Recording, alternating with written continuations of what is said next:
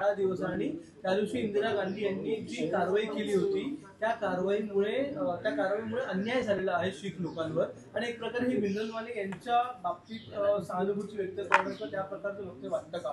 देशाच्या पंतप्रधानांना थोडी जरी राष्ट्रभक्ती शिल्लक असेल, देशाच्या पंतप्रधानांमध्ये आणि राज्याच्या मुख्यमंत्र्यांमध्ये थोडी जरी राष्ट्रभक्ती शिल्लक असेल तर गिरीश महाजन या माणसाला त्यांनी लाथ मारून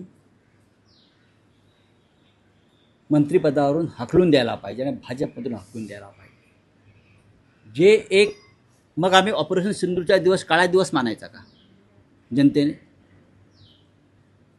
ज्या दिवशी ऑपरेशन सिंदूर झालं किंवा इतर काही आम्ही राष्ट्रीय कार्य केलं त्याला आम्ही काळा दिवस मानायचा? याचा अर्थ तोच आहे. देशाच्या सुरक्षेसाठी, देशाच्या अखंडतेसाठी,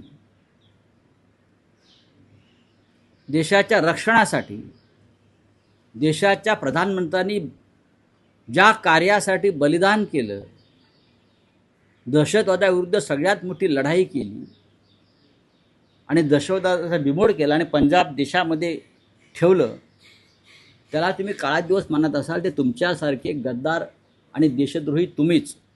मी या संदर्भात प्रधानमंत्र्यांना पत्र लिहून मागणी करणार आहे. गिरीश महाजन हा जो उपटसुंब आहे, भारतीय जनता पक्षातला इकडला भ्रष्ट माणूस आहे, त्याला काही कळत नाही. तुम्ही सामान्य जनतेला विचारा, इंदिरा गांधीच्या बलिदानावर तुम्ही शंका घेता? इंदिरा गांधीची लढाई ही राष्ट्रासाठी लढाई होती. जनरल अरुण कुमार वैद्य यांचं त्याच्यामध्ये बलिदान झालेलं आहे. जनरल अरुण कुमार वैद्य, इंदिराजी, असंख्य लोक, बियान सिंग पंजाबचे मुख्यमंत्री आणि हजारो लोक.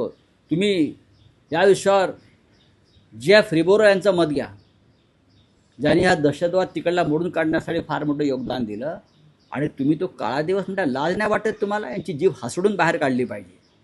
जर देवेंद्र फडणवीस हे खरे राष्ट्रभक्त असतील, मोदी हे खरे राष्ट्रभक्त असतील, तर त्यांनी या भंपक माणसाला पदावरून दूर केला पाहिजे.